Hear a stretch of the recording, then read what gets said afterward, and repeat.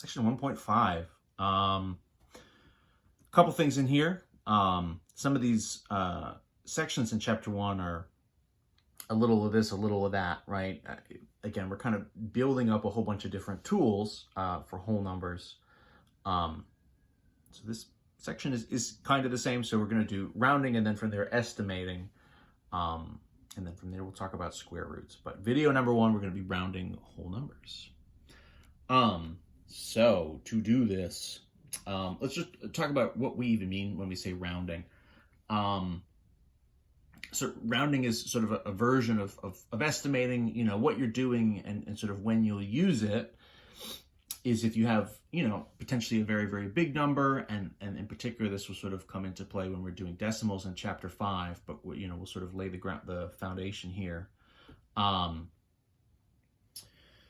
You might not necessarily need an answer. So it's a question of scale, right? So if you're looking at numbers that are sort of up in the millions or something, 5,625,218, right? And then you're going to add that to something else, 20,462,904. So you can certainly add them and get a precise answer, but it might be the case that sort of what you're dealing with really only needs to be precise up to, say, the hundred thousands or something, right? So you still have kind of 3 digits worth of place value, and then the rest of it you're kind of just smoothing away. You're kind of saying, okay, we're pretty much at this number, we're pretty much at that number, and we can add and we'll get an answer. It won't be exact. It won't be like the precise number. But at this sort of scale that we're working in this particular problem, it's good enough to a certain extent. It's sort of a compromise, I guess, right? A way to get kind of a good enough answer that will work for whatever your purpose is. And that really depends. This comes into play a lot in physics, various science things, various real world things, right? Construction things, automotive things, any kind of stuff, right? All this stuff is measurements that has different values. In theory, right, depending on how precise your tool is, will kind of determine how precise of a measurement you can get.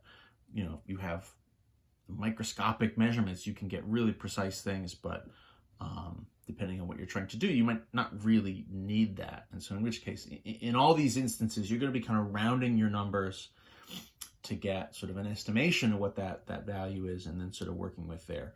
It just sort of simplifies your life, kind of when appropriate. In any event, that was a lot of sort of talking and not a lot of writing. So let's talk through our actual process here. So rounding whole numbers.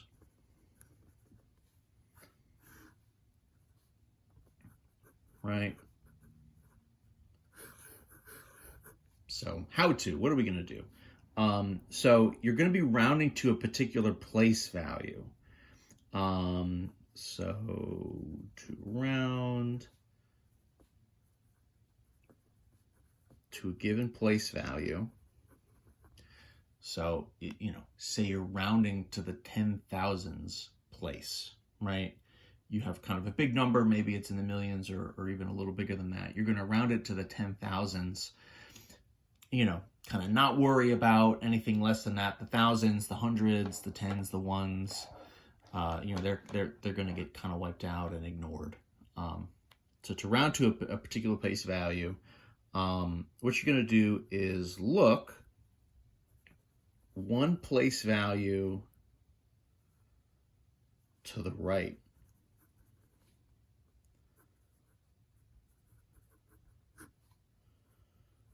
Of the given value. And then there are one of two things that can happen. So one, so if the digit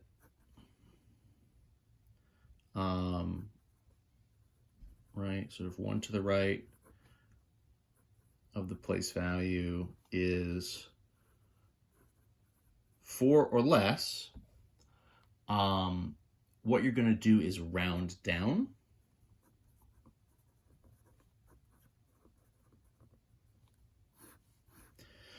And so what that's going to mean for us is you will leave the digit alone. So that's going to mean keep the digit in the given place value the same. And rewrite any digits after as zeros. So the idea, right, is if you had, well, I tell you what, rather than talk through something, we'll obviously do a number of examples. This is one thing where I think I want to just kind of get through this wordy definition first. This is definitely one where it's sort of easier to see it rather than maybe to sort of talk through it. So rather than try, I'll just keep going for now. So sit tight if you're kind of confused. The big thing here at these definitions is, and maybe I'll do a little box around it, the kind of, will you or won't you sort of round up or round down, is whether the digit to the right of your place value is 4 or less, or whether it's, which in this case, right, so if the digit to the right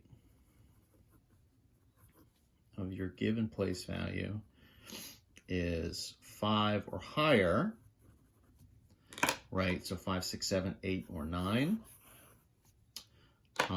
then we'll round up. And so what that's going to mean is, so add 1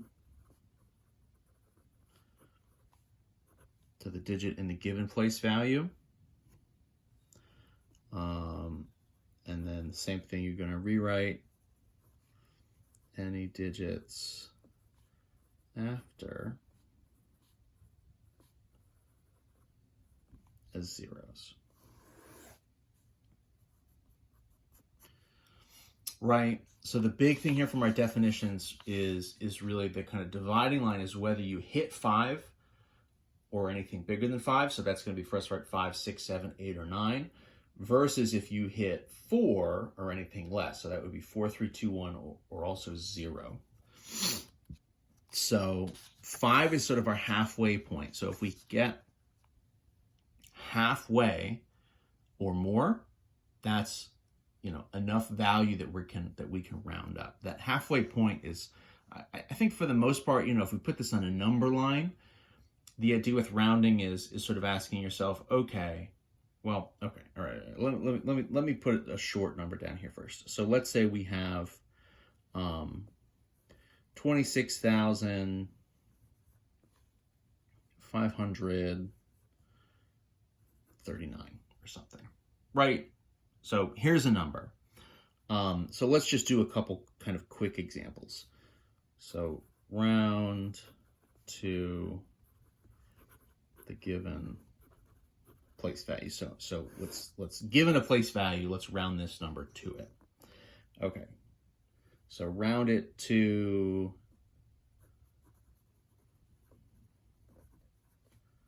the thousands, right? Okay, so what does that mean? So my number here is 26, right? 539. So the thousands is here at the 6, but what I'm really looking at is one place value to the right. So when I'm rounding, right, the concept here, my final answer, when I round this, it's either gonna round up to 27,000 versus rounding down to 26,000. There's only 2 options here. So if I round this to the nearest 1,000, the idea is I'm zeroing out the hundreds place, the tens place, and the ones place. Anything after the thousands is going to be a 0. In the thousands, I'll still have a digit, and then anything bigger than that will just sort of, also have a digit, and for the most part, will sort of stay. So the question here, right, the kind of philosophical question is if I have an A or a B option here, 27,000 versus 26,000, which one am I closer to? If I'm going to round this, if I'm going to estimate it, right, I want to say, okay, which of these am I closer to? If you put this on a number line, you can kind of visually inspect and even see physically, right, which one are you closer to or further away from. This is a pretty big number, so I don't want to put this particular one on a number line, but in theory, there's sort of a visual way that you can approach this. According to our rules, right, what's happening here is we're saying, all right, so rounding to the thousands, but I really look one place value to the right. So I'm looking at the hundreds, right? The digit there is 5, right? So that's 5 or higher. And so what that's telling me, right, if I'm 5 or higher, I've sort of hit the halfway point or am a little bit above it. Even if this was, 500, if I've hit 500 or above, that's halfway or more, and that means I'm going to round this up. So I kind of get bonus value out of this. By getting halfway or a little bit more, I get kind of extra value, and we're good to go. So for us, this is going to round up because this is a 5. This is going to round up to 27,000. So that means, right, plus 1 to the 6, my sort of the place value where I'm rounding, right? So adding 1 to the 6 to bring it up to 27, and then the 2 obviously stays the same, and the rest of these digits go to 0. If I rounded this to the hundreds instead, right? So same number, but what I'm going to do is I'm going to look at it from a different perspective. So now we're rounding to the hundreds. So I'm sort of rounding at the 5. My question here then is, will I round up to, so 26,000. If I round up, it's going to go from 500 to 600. If I round down, it's going to go 26, and then it would go 539 sort of down to 500. So I'm one of those two options. That's really the sort of question that I'm asking. So rounding to the hundreds, so 5's in the hundreds place, I'm going to look, right, kind of 1 to the left here at 3. 3 is, right, less, it's sort of 4 or less. And so what that means for me here is I'm going to round down. So my rounded version of this number would be 26,500. So 539, right? From the hundreds perspective, 539, is that closer to 600 or to 500? And the answer is, well, it's not quite halfway there. I would need to have hit a 550, right, to kind of earn the right to sort of jump to 600. I'm not there. I'm only at, right, 39s. So in this case, I'm sort of bouncing back down to 0. Let's do one last one. Let's round. Sometimes the book sort of says this. They say let's round to the highest place value. Do this one a little faster. So for us, that's going to be, right, the highest place value here is the 10,000s place. Right? So 2 is my digit in that place value. If I go back 1 here to the 6, so 6 here is greater than or equal to 5, right? So that would tell me that I would round up. And so what's the round up going to look like? Well, so my place value is 2. I'm going to add 1. So that'll be a 3. And then the thousands, the hundreds, right? The rest of these will drop to 0. So 26,539 is more than halfway to 30,000, right? Versus my rounding down would have just been keeping this at 2 and then zeroing out the rest would be 20,000.